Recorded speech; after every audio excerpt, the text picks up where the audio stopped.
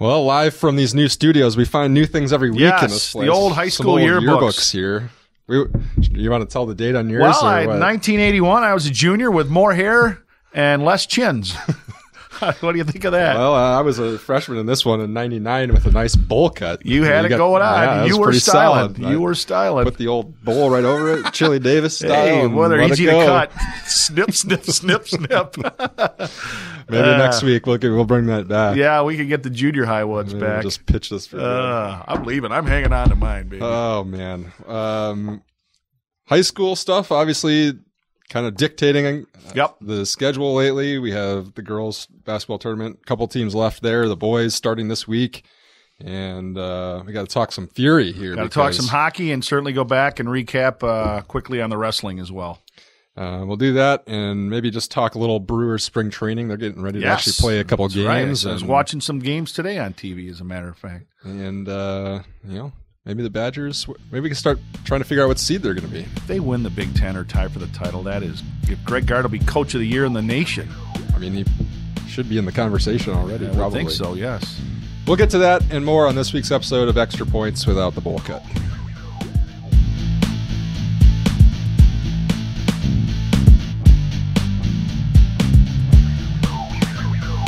What's up, everybody? Welcome back to Extra Points. John Barry over here in the blue. I'm Eric Schmoldt, sports editor of the Gazette, and this is when we sit down every week and talk just about all the crazy sports that are going on around here. Yep. And right now continues to be high school season.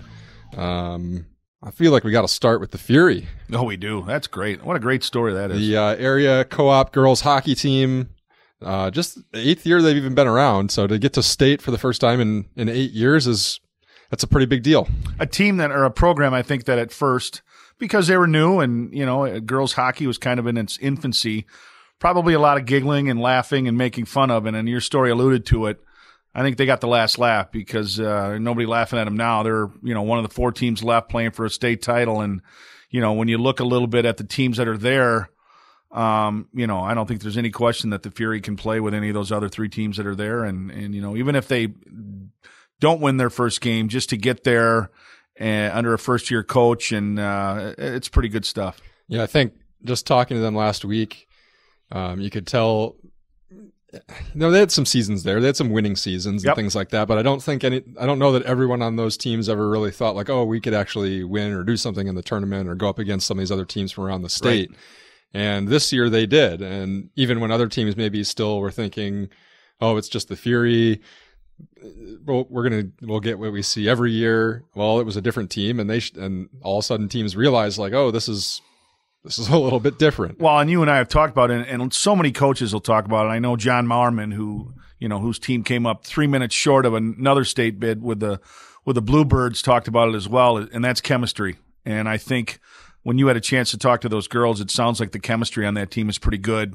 And that can make a big difference, especially when you're going 2-3 lines where, if you've got kids that feel like they should be on one of those first 2 lines and they're not contributing or they're not practicing hard or playing hard, it can have an effect. And, when the chemistry is right, good things seem to happen. And I think that's what we're seeing with the Fury right now. Yeah. I guess the surprising thing to me was I kind of said, at what point during the season did you really think like, oh, we could actually be pretty good? And most of them actually said we knew right away. We just felt that something was different with this team. Yeah, and they went out and proved it. They had the one little slide where they lost 3-4 in a row, but I know a couple of the girls were gone to Florida on a trip, and even Dave Sadi, who's obviously in his first year, has done a great job. And no disrespect to Daryl Moore, because Daryl really planted the seed for that program and got that program to where it is now. And it's to the point where when you can play at state, and obviously this is the first time, but when you can end your season at state, that means you've had a pretty remarkable season. It's kind of been interesting to watch the evolution of it too, because it's the Beloit Memorial Co-op. It kind of originated out of Beloit, and that's where a lot of the players I think were from originally early on. Yeah.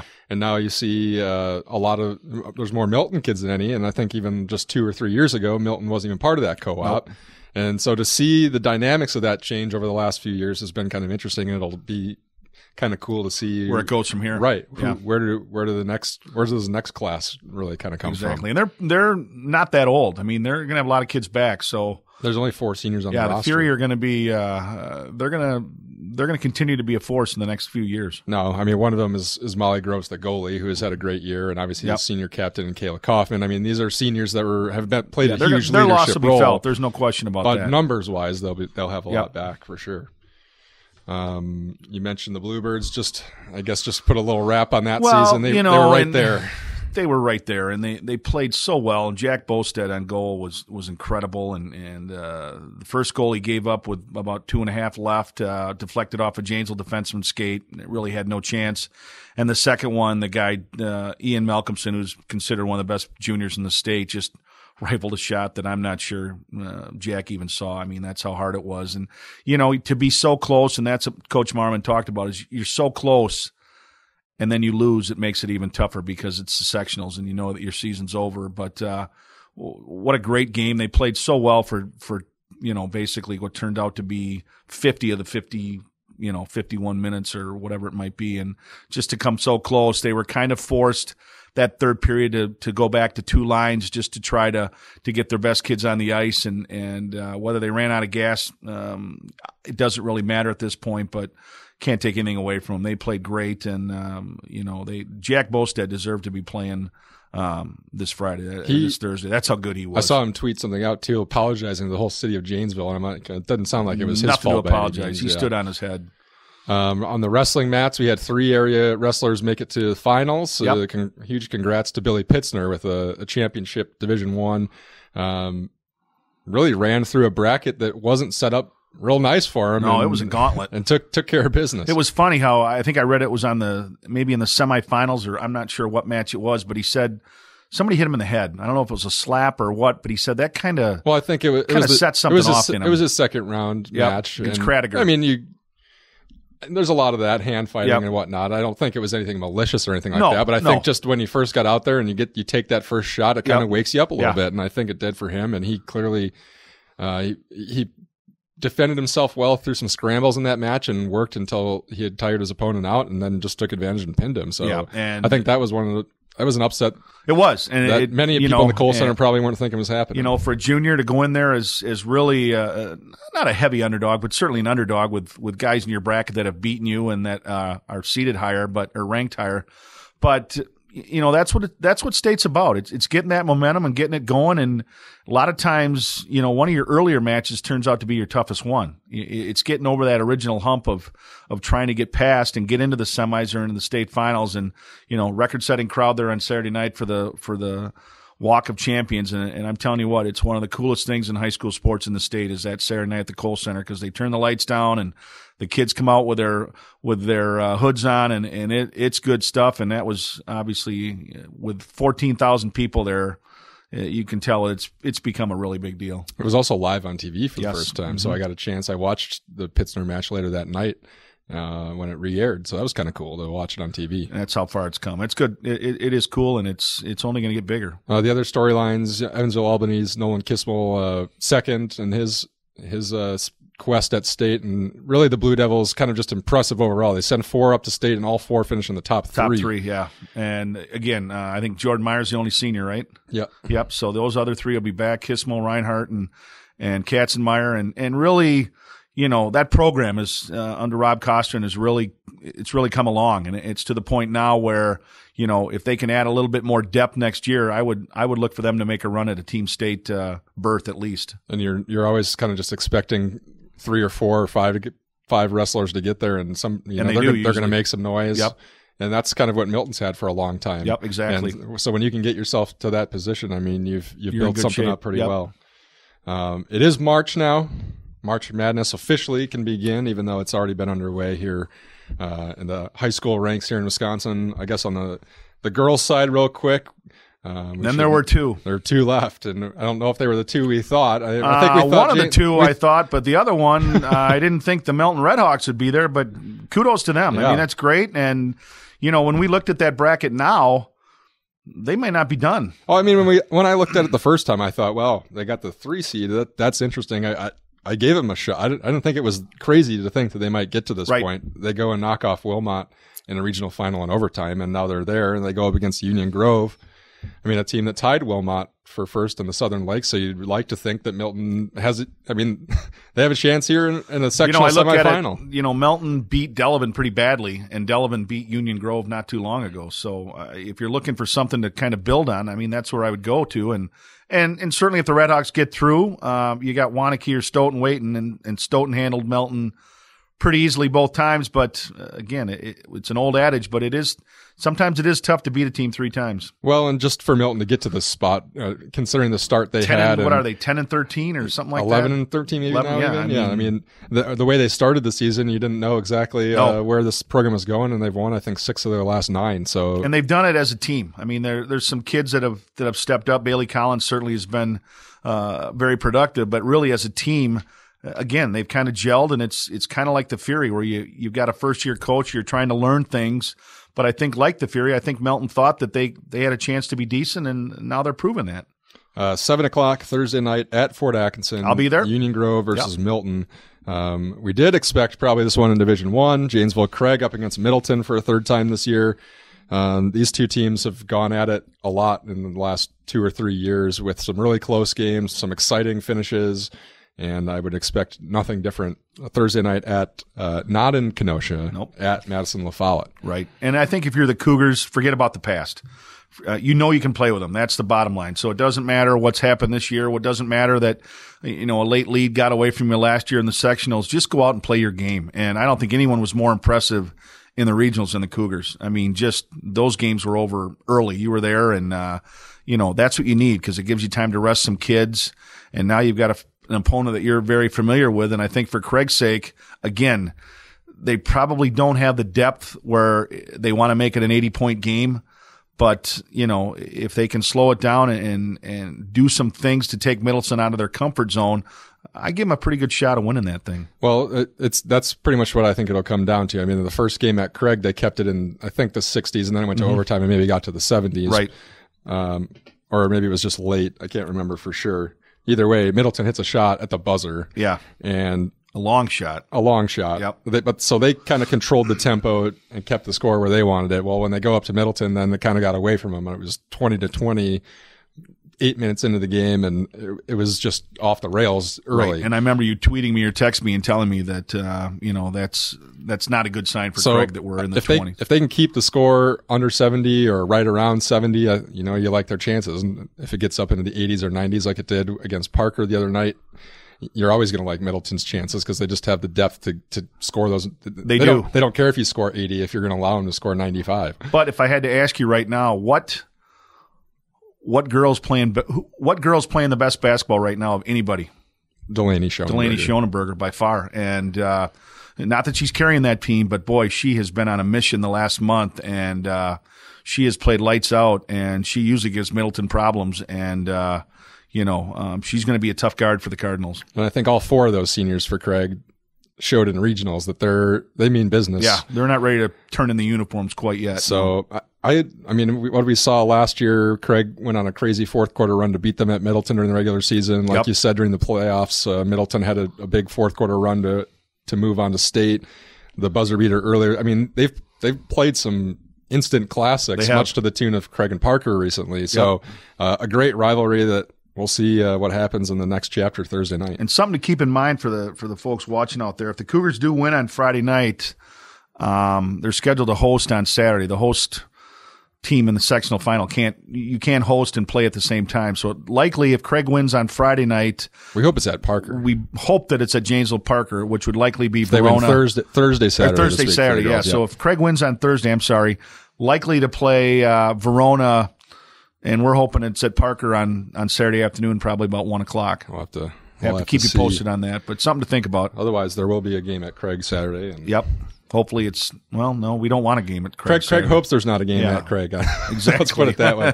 There is one there tomorrow night, Thursday night too. Division III game. We hoped that Whitewater and or Broadhead might be there, but just no such luck. Just ran into some hot teams. Obviously, Marshall. I grossly underestimated how good they were, because they really hammered the Cardinals. And Edgewood stormed out to a huge lead at Whitewater and knocked off the defending champ. And there's a case where it it speaks of kind of the competition you played during the year, and I just don't think the Rock was as strong as it's been in the years past. Yeah, I think that's fair. And maybe some of the other leagues around here were a little better than we thought. Yeah. We talked a little bit about the boys bracket last week, but just kind of rehash. Parker and La Follette boys played Tuesday night. That'll already been done. So hopefully you've caught up on GazetteXtra.com. But Friday night, then regional semis. We've got Verona at Craig. Should be a good game. They played some pretty good ones, but Craig swept the season series. And I think we talked last week. I mean, I think you just don't know with this Cougars team. It could be the sleeper of the entire bracket, or it could be over in a hurry because they've played teams, and they did it again last week by beating Middleton and forcing a 3-way tie for the Big Eight. Well, then you have some duds in there where you're just kind of like, well, where did this come from? So depending on which Cougars team shows up, I mean, we could be sitting here talking about them next week. And hopefully we are, Or they could be done done after Friday. And again, if they do win on Friday, a tough task. Likely have to go to Sun Prairie on Saturday night. The Cardinals handled them twice during the regular season, but again, you hope it's a different Cougar team than the one that played last time. I mean, if they get hot, I just don't. I can see them beating anybody in the whole bracket. I definitely can too, and that's just it. Can they get hot and stay hot? Yeah, and they've had some trouble kind of just keeping that momentum going at times this year, but we'll see what they can do. And maybe Delvin Darien's probably our best team in Division II. They play at Fort Atkinson on Friday night. We mentioned it last week. If the Comets get rolling from outside, I mean, they can hit the three. Yeah, and I got a chance to see them play. They didn't play very well against Badger. And the one thing that really they do have to shoot well because they have zero size. You and I would be their tallest starters if we played. I mean, I'm pretty tall. So. Yeah, and I'm fairly tall, and we would be 2 inches taller than anybody they have. And Badger just kept pounding it inside, and the Comets had no answer. And I think Fort Atkinson, Delvin's opponent that first round, pretty big team. Comets better knock down some shots early.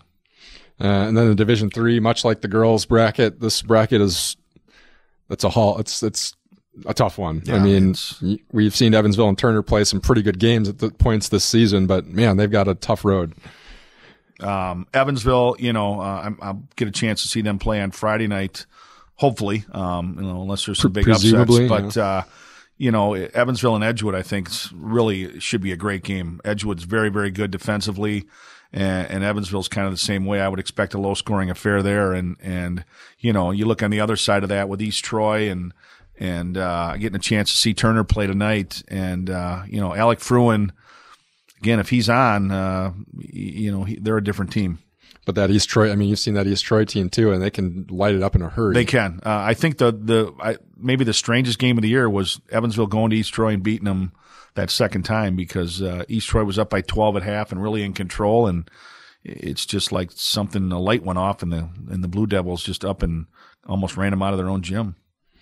I'd love to be wrong, but I wonder if we are sitting here a week from now and everybody's done already. I'm going to say yes. I'm going to say we won't have any boys teams left. And you know what? I'm giving the Cougars a chance on Thursday, but I just think Middleton and Verona back-to-back that's tough. It is tough. That's a tough call. But if they play like they did last week, they'll be fine. Yep. I mean, that's the thing they feel best about is that you would consider them favorites against those teams pretty easily, but they didn't go in there and dance around. They took care of business. Yeah.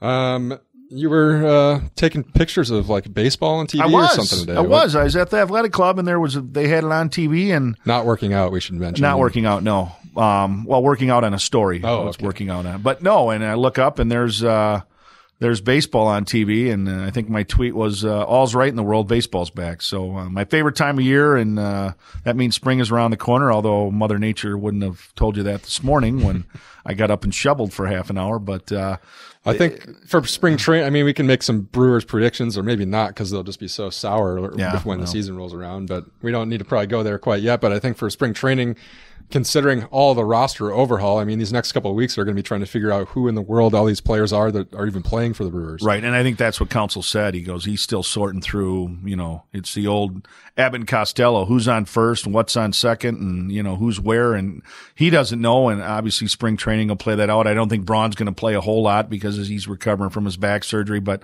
I think the pitching is the one area, especially with the starters, Youngman's going to get the start in the first spring training game. That doesn't mean much, but maybe it tells you that, that's the guy they want to take the closest look at is Youngman. And, Peralta, Nelson, Garza, and then, Brett Anderson's the new Anderson, guy. Chase Anderson. Davies is a guy they like. So, it's a time when you sort those things out, but, we just need to sort out who in the world all these guys are. Who they are, and are anybody going to go on up and play, I guess, is more than anything. So we'll see. And then the Badgers, they keep it rolling. Another win over Michigan on Sunday. They're in second place. They are in second place. If they win at Minnesota, who just kicked off half their team because they were suspended, I think. They were completely sending sexting or whatever they were doing. I don't know what they were doing. And wasn't good. Wasn't good, no. And, they beat them now, which should be able to with those three guys out, and then, somehow find a way to win at Purdue. And if Indiana loses at Iowa tomorrow night and in Maryland at home, your Wisconsin Badgers are co-champions of the Big Ten. That's crazy. It's not. And really, all those outcomes aren't that silly to think about. And they're not even ranked yet, and they're still on a bubble on like a couple of prognosticators' lines. All those people don't have any. They don't have a clue. I would say that those brackets aren't worth a hill of beans. Well, they said because they have 5 bad losses. Western Illinois. Where is this? Only 4 teams have ever made it into the tournament with 5, what are considered 5 bad losses. Well, I don't think most of those teams probably went. Jerry Palm, I think, was one of them, or Lenardi, or one of those. Definitely not Lunardi. He has him as like a 7 seed. This guy had him as a 9, but said they're still on the. I think it's Jerry Palm, and he said they're still on the bubble because of their 5 bad losses, which would be Western Illinois, Marquette. They're in. I know. Why are we even arguing about it? They could be Big Ten champs. What are you going to tell the Big Ten champs that they're not in because they lost their first NCAA or their first Big Ten tournament game? No, they're in. They're in. I don't want to play them. That's I wouldn't hilarious want to play them. that people are still writing. It is. Like you said, guard. I mean, he's worked himself not only to the point where they've now put the job out there so that presumably they can just hire him when this deadline is done. But I've seen some blogs and stuff about Coach of the Year candidates, and he's in there because he's got to be in there. They win the Big Ten. If they tie Indiana for the Big Ten, he's certainly the Big Ten Coach of the Year. And as these top 20 teams keep losing, a team like Kansas with Bill Self, they were supposed to be good. Michigan State, they were supposed to be good. But when you take a team in flux and switch coaches in the middle of semester and do other things, then you get them to what could be a 21-9 season or something. You got to take that into consideration. What else? Shout out to some gymnasts. Yep, shout out to gymnasts. Kelly O'Hara from Whitewater, who became the first Whitewater gymnast to win a sexual all-round title. Also won a couple events. And she's going to state in every event. That's pretty impressive. Sarah Malminger from Janesville Craig, a senior, who Coach Welch said has just worked her tail off, and now she's rewarded by a chance to go to state coming out of that ridiculous co-op sectional where each team's got 9 different schools on a co-op, and so shout out to her as well. Vaughn, any racing notes? Yeah, Vaughn. Travis Quabbel turned 40 today. Why can't I put a wrench on my car while I'm getting gas? It's against the rules. What advantage am I getting by doing that? I think it's more of a safety thing. Okay, all right. The wrench flew off in mid-race. Is the guy kicked off the crew, or I haven't heard. Is this a big thing from this last week's race? Yeah, they had to go 2 laps down. Oh. He was leading for 40 laps or something like that. Yeah. It's a bad mistake, but they'll get over it. Okay, all right. It's early. It is early, but he's 0 for 2 on bad luck now. Get out of the way. You get out of the way early, and they'll turn around late. Thanks for listening. If you like the show, share it around with your friends on Twitter or Facebook, whatever social media you use these days. You could probably even Snapchat a link to somebody or something at this point. You can leave a review at iTunes or a comment on YouTube or GazetteXtra.com or email us at sports@gazetteextra.com. Just don't send anything like the Minnesota basketball players sent. Don't be sending that stuff. Do that. No. We don't want that. Never do that. No. Thanks to Dave Vaughn, our new producer. Woohoo! And a shout out to Andy and Malcolm. That's right, our ex-producer, Andy Ryder, our former producer, who he and his wife gave birth to a big, healthy 9-pound, 1-ounce baby boy named Malcolm. Malcolm in the middle. So there you go. Congrats to them, and thanks to Kevin McLeod for the tunes. And we'll be back here to let you know if the basketball brackets are still standing next week. Hopefully we've got a reason to go up to Green Bay for state. I hope we got many reasons to go up there, yes. Take it easy, everybody. Take care. Go Bucky.